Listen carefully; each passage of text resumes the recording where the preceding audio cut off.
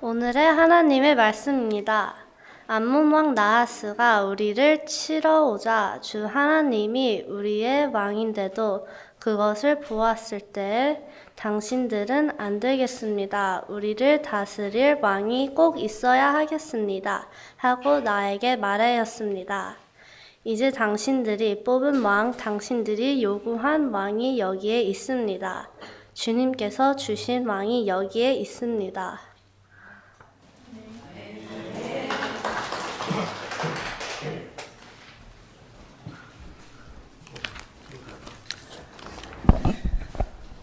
지금 12시가 넘었어요. 지치지 마시고 이제부터가 시작입니다. 제가 영상 지난 1년 동안 아이들 영상 담은 거 준비해봤는데요. 한번 그거 좀 틀어주세요. 뒤에 그거 좀 꺼주시면 까만 것 좀.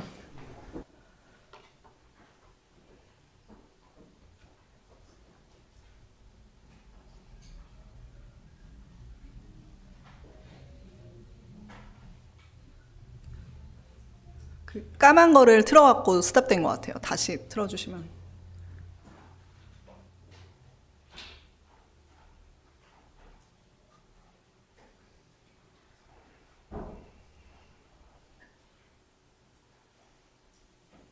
한솔아.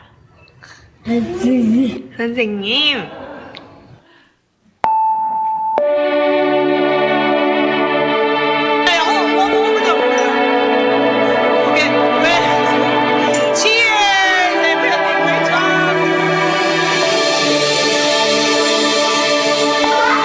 Who am I that you are mindful of me? That you hear me when I call? Is it true that you are thinking of me? How you love me? It's amazing. Who am I that you are mindful of me? That you hear me when I call, yeah. Is it true that you are thinking of me? How you love me? It's amazing. I am a friend of God. I am a friend of God. I am a friend of God. He calls me friend.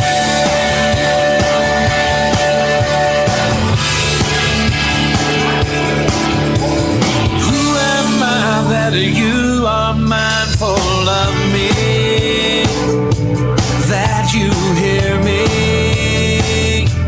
when I call, yeah.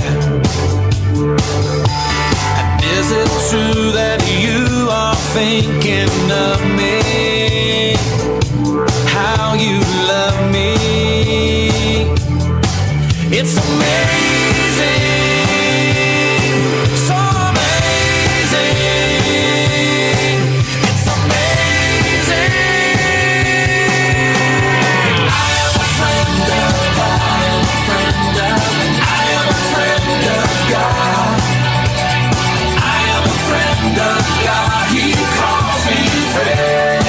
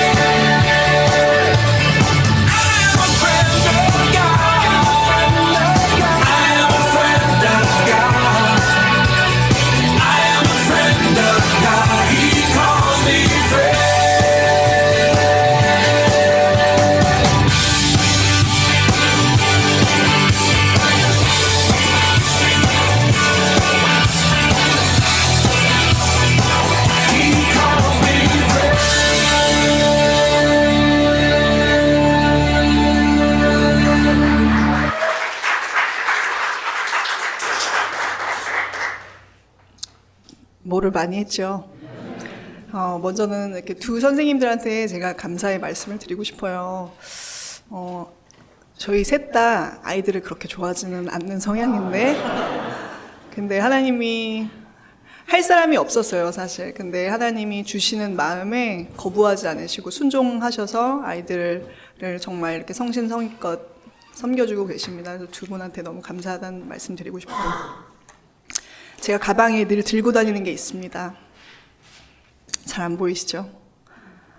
제가 6학년 때 주일학교 선생님한테 받은 거예요. 네. 이렇게. 사형리라고 옛날에 가장 많이 전도를 했던 전도 책자, 소책자인데요. 6학년 때 선생님한테 이걸 받고 왠지 버리면 안 될 것 같아서 제가 매일 들고 다닙니다. 여태까지. 그래서 특히 제가 주일학교 아이들을 섬길 때 제가 기억하는 그 주일학교 선생님들 모습, 그 다음에 또 제가 6학년 때 예수님을 영접을 했거든요. 그리고 중고등학교 때는 교회를 나가지 않다가 대학교 1학년 때 다시 예수님을 만난 그런 간증이 있어서 저처럼 아이들도 예수님을 현재 지금, 그러니까 다음 세대의 아이들이 아니고 현재 지금 아이들도 예수님을 만날 수 있고 나이와 상관없이 예수님의 제자가 될 수 있다는 것을 믿는 믿음으로 항상 이렇게 들고 다닙니다.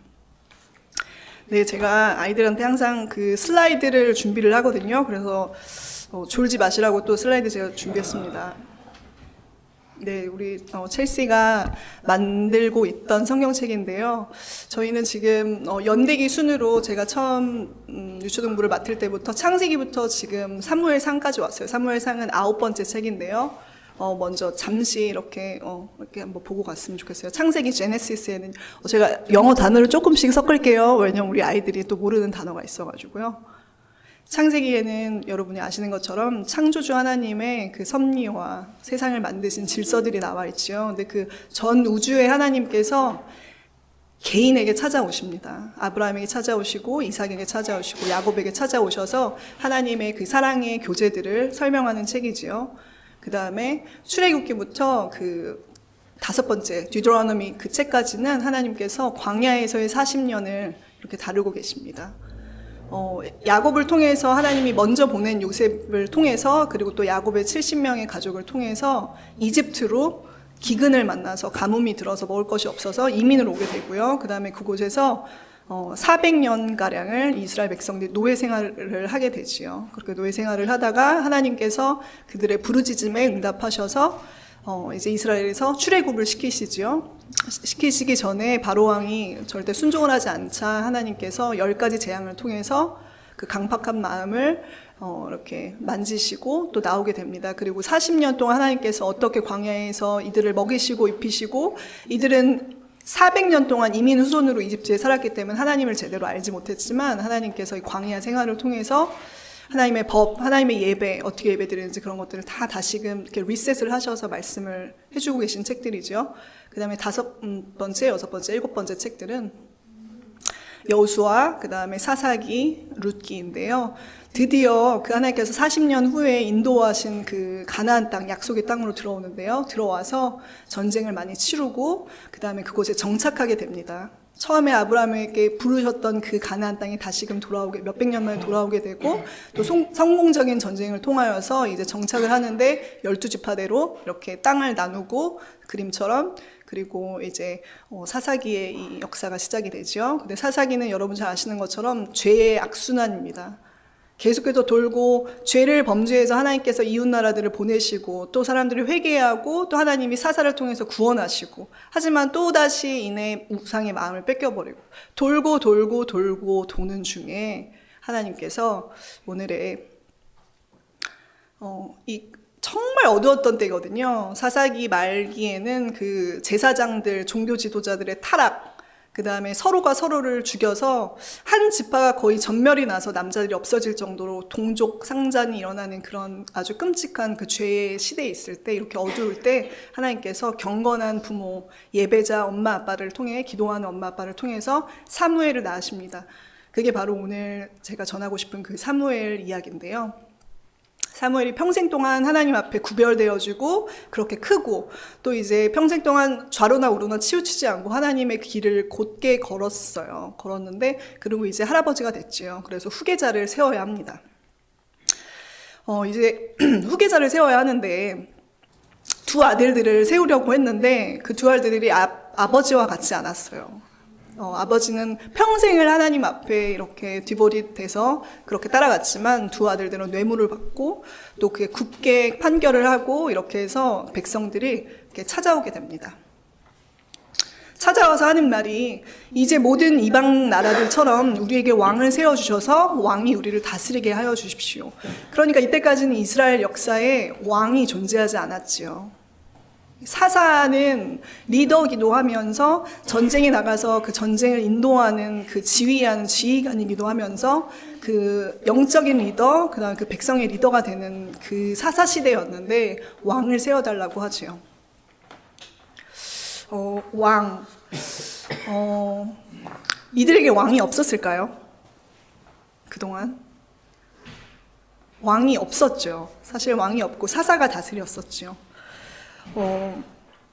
사무엘 때까지는 이제 사사시대라고 해서 물론 리더가 존재했지만 그 이웃나라와 이스라엘의 가장 큰 차이는 이웃나라들은 왕이 다 존재하고 있었거든요. 그래서 왕들이 전쟁이 났을 때 가장 그 최전선에 나가서 지휘하고 또 어떠한 그 백성들의 소원이 있을 때 왕들이 뭐 이렇게 계획을 하거나 나라의 정사를 다스릴 때 왕이 직접 하는 왕정 국가들이었는데 이스라엘은 달랐지요. 이스라엘은 무언가 고민이 있고 해결해야 될 문제가 있을 때는 항상 하나님께 여쭤댔었습니다. 그래서 전쟁에 나갈 때도 다른 나라들은 그냥 나가면 되는데 이스라엘 백성들은 하나님 우리가 나가야 합니까?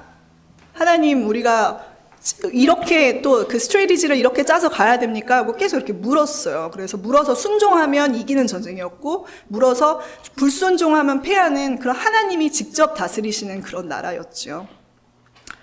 네, 그 지도를 보면요. 파란 부분이 이스라엘이거든요. 그 옆에 주황색, 보라색, 빨간색은 사사시대 약 한 400~500년 동안 끊임없이 이스라엘을 쳐들어왔던 그런 나라들입니다. 그러니까 이 둘러싸여 있죠, 이스라엘이. 그러니까 이 사람들이 너무너무 지친 거예요. 400년 동안 이 돌고 도는 악순환에서, 사람들이 이제는 정말 왕 좀 달라. 우리가 이것들이 너무 지겹고 너무 두렵고 하니, 또 이날도 오늘 그 본문에서 암몬 족속이 쳐들어왔어요. 쳐들어왔는데 또 똑같은 이 사람들이 너무 지겨운 이 전쟁을 치르기가 싫어서 왕을 달라고 했던 것이죠. 근데 그 왕은 어떤 왕이었을까요?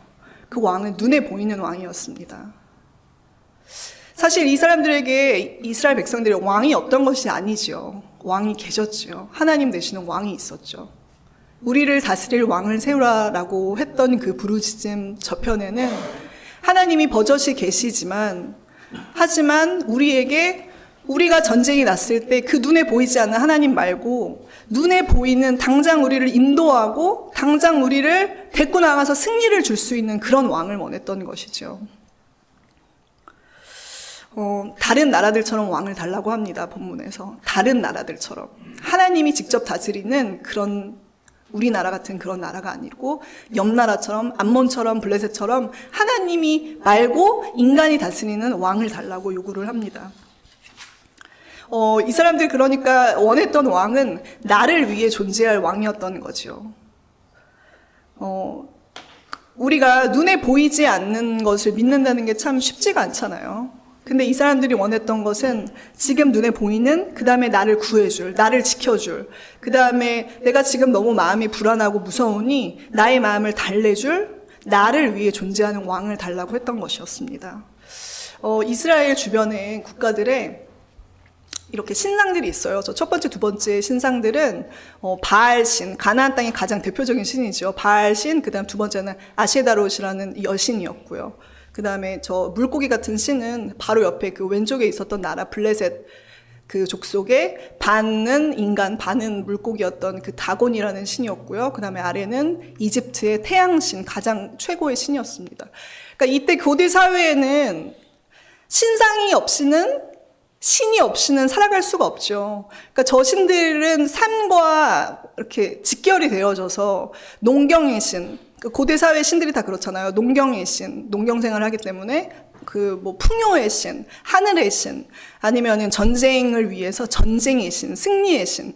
그 다음에 저 블레셋 족속의 그 반인 반 물고기는 바로 옆이 바다였거든요. 지중해였거든요. 그러니까 이 사람들은 지중해를 벗삼아서 이제 그 삶의 그 터전을 그렇게 살아갔을 것이고요. 그러니까 이 사람들은 직결되었던 신입니다. 그러니까 신을 말하지 않고는 주변의 모든 나라들은 나무나 돌이나 그 당시에 깎을 수 있는 모든 것들은 다 깎아가지고 신을, 내 앞에 보여지는 신을 그렇게 세웠었지요. 저희 이거 같이 한번 읽어볼까요? 하지만 이스라엘은 달랐습니다. 이스라엘에 하나님께서 요구하셨던 것은요, 같이 읽겠습니다. 나는 너희를 이집트 땅 종살이하던 집에서 이끌어낸 주 너희의 하나님이다.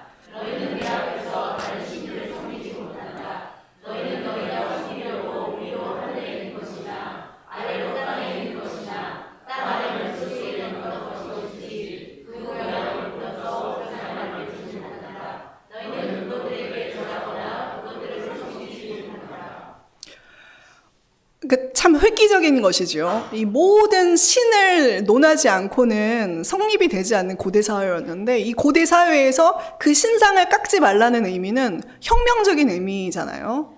어떤 것도 만들지 말고 어떤 거에서도 절하지 말고, 이것이 바로 하나님께서 요구하셨던 10계명 중에 1계명이거든요. 그러니까 가장 중요하고 가장 그 비중을 차지하는 계명이었는데, 하나님은 절대 우상을 만들지 말라고 하십니다.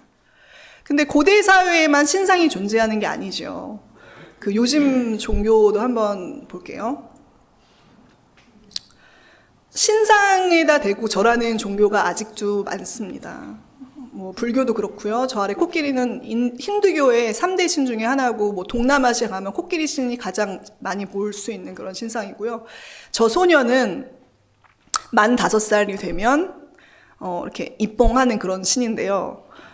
소녀신입니다. 저 소녀는 땅에 발을 디뎌서도 안 되고, 웃어서도 안 되고, 학교나 이런 교육을 받는 건 전혀 아니고, 그 다음에 생리가 시작되면 이제 신의 자리에서 내려와야 돼요.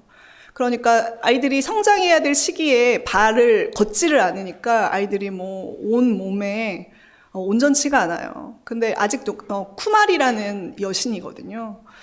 그러니까 우리 인간 안에는 종교성이 있죠. 끊임없이 무엇인가에 대고, 우리의 선조들도 신상에다 대고 절을 하지 않으면 물 떠놓고 그렇게라도 비나이다 하면서 그렇게 종교적으로 그렇게 살았었잖아요. 근데 우리 하나님은 달랐습니다. 하나님은 우상을 만들 필요가 없었죠. 왜 필요가 없었을까? 그것이 바로 우리의 오늘의 말씀의 핵심인 것 같아요. 이스라엘 백성들이 요구했던 왕은 나를 위해 존재하는 왕, 지금 당장 내 불안을 잠재우라 하는 그런 왕이었지만, 하나님은 그런 하나님이 아니었지요. 우리가 하나님을 위해서 지어진 피조물이고, 하나님은 창조주신데, 이 성경 말씀 같이 읽을까요? 네, 시작. 이 백성은 나를 위하여 지었나니 나를 찬송하게 하려 함이라. 저희가 지어진 바로 이게 원리이고 하나님이 지으신 방법입니다. 우상이 나를 위해 존재하는 것이 아니고, 하나님이 나를 위해 존재하는 것이 아니고, 내가 하나님을 위해 존재하고, 내가 지어진 이유는 하나님을 찬송하고 예배하기 위해서라고 하나님은 확실하게 얘기를 하시죠. 근데 그렇게 왕 되신 하나님이 바로 여기 지금 계심에도 불구하고 이스라엘 백성들은 왕을 세우라라고 말을 합니다. 하나님은 우리의 소원이나 뜻대로, 우리의 계획대로 그렇게 이뤄만 주시는 하나님은 아니시죠. 인생이 참 우리 뜻대로 되면 좋겠는데 그렇게 되지 않는 게 인생이잖아요. 하지만 우리는 끊임없이 하나님에게 이것 주세요 저것 주세요 하면서 그 램프 속 지니처럼 하나님을 조정하려고 할 때가 많죠. 하지만 하나님은 그런 하나님이 아니고, 모든 만물의 근원이시고 모든 것 위에 뛰어나시고 인간의 지혜로 측량할 수 없는 그런 하나님이심을 믿습니다. 하지만 그 왕 되신 하나님이 여기 계심에도 불구하고 우리를 인도할 왕을 세우라 라고 했던 그 외침에 대해서 하나님은 사무엘에게 이렇게 얘기하십니다. 네, 같이 읽겠습니다. 백성이 너에게 한 말을 다 들어줘.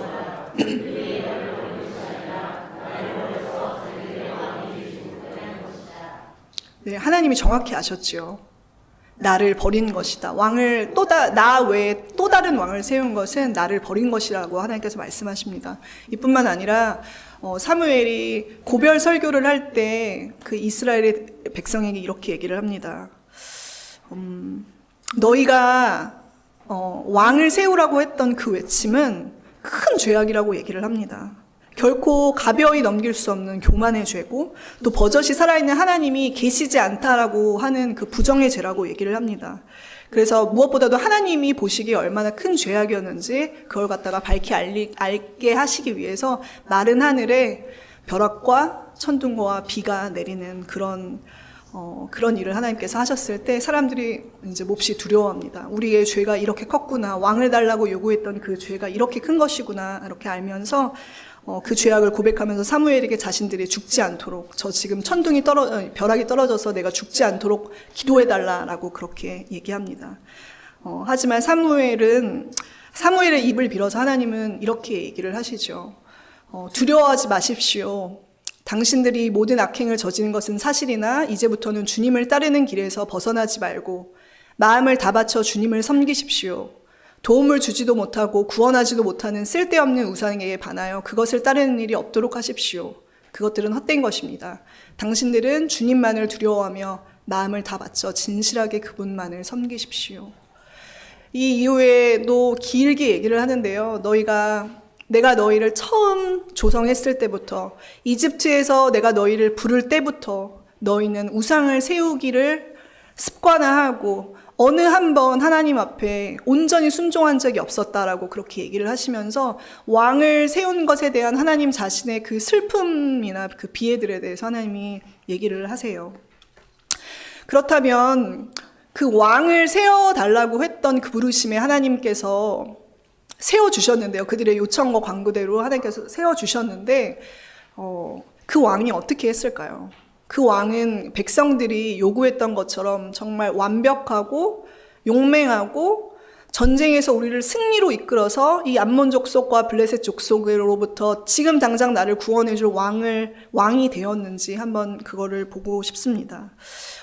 저 왕은 사울 왕이에요. 이스라엘이 드디어 사사시대까지 오고 왕정 시대가 열리는 아주 중요한 타이밍이었는데 하나님께서 첫 번째 왕으로 사울을 택하십니다. 사울 왕이 처음에는 여러분이 잘 아시는 것처럼 아주 잘했죠. 겸손하고 아주 잘 이스라엘을 이끌다가 점점 하나님의 시선보다 사람을 두려워하기 시작하면서 그리고 그 안에 내재되어 있던 자격지심이나 그런 질투나 성급한 그런 성격으로 인해서 점점 쇠퇴하고 맙니다. 그래서 자신의 명예와 인기에 집착하면서 나중에는 다윗을 너무 질투하면서 죽이고 정신이 들어왔다 나갔다 하기까지 하죠. 그리고 무엇보다 참되신 하나님을 따르지 않고 하나님의 말씀을 버려서 자기 자신의 왕됨을 의지하다가 하나님의 버림을 받습니다. 그리고 하나님이 내가 저 사울을 왕으로 택한 것을 후회한다라고 그렇게 이야기까지 하시죠. 그리고 무엇보다 이스라엘을 구원한 것이 아니고 전쟁터에서 중상을 입고 너무 그 통증이 힘들어서 자기의 칼을 드는 소년에게 자기를 죽여달라고 해서 자살로 생을 마감하죠. 그런 거 보면 이스라엘의 선택이 결코 옳지 않았다는 것을 우리가 보게 됩니다. 하지만 이 이후에도 이스라엘 역사에서는 끊임없이 신을 세우고 하나님 외에 다른 왕을 구하는 그런 역사들이 계속이 됩니다. 그런 무지하고 어리석은 반복되는 죄를 짓는 우리를 위해서 하나님의 직접 내려오신 게 바로 예수님이시죠.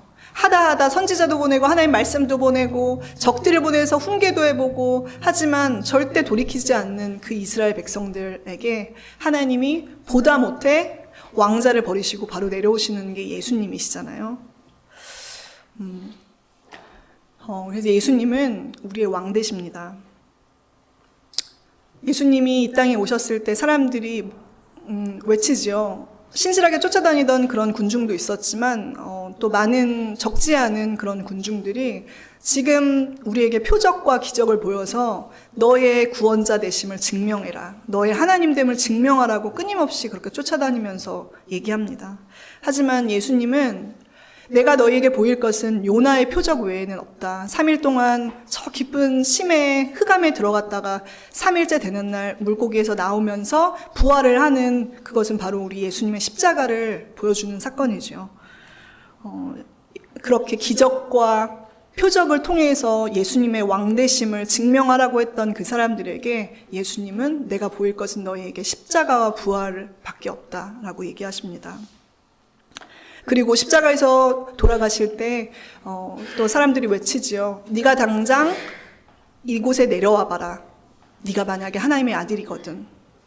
예수님의 십자가의 편말에는 자칭 유대인의 왕이라고 써 있었습니다. 사람들이 증명하라고 계속해서 요구를 하죠. 사람들은 가시적인 것에 내 마음을 두고 가시적인 것이 보여졌을 때 믿게 되는 그런 인간의 본성이 있고 속성이 있는데 십자가에서도 이 모든 상황을 지금 당장 내려와서 바꾸어 보라는 그런 조롱과 그런 조롱에 대답하지 않으시고 십자가와 부활로 우리의 만왕의 왕 되시고 만주의 주 되시는 그런 예수님을 스스로 증명하십니다. 네, 제 말씀을 마무리를 하고 싶은데요. 우리가 살아가면서 예수님 외에, 하나님 외에 우리가 또 다른 왕을 구하고 있지는 않은지 돌아보기를 원합니다. 우리의 왕은 오직 예수님 한 분뿐이십니다. 우리에게 가장 큰 기적이고 간증은 하나님께서 주시는 하나님의 것들도 있지만 가장 본질적인 부분은 하나님 본인, 하나님 자신, 하나님 그 자체, 그리고 우리가 어둠 가운데 매여 있고 죄에 매여 있던 죄인이었던 우리가 생명을 얻고 그의 빛의 나라로 옮겨진 그 사건이 우리에게 가장 큰 간증이고 가장 큰 기적임을 믿습니다. 그리고 우리가 구할 것은 예수님 한 분 외에 다른 어떤 것도 없음을 믿습니다. 네, 기도하시겠습니다.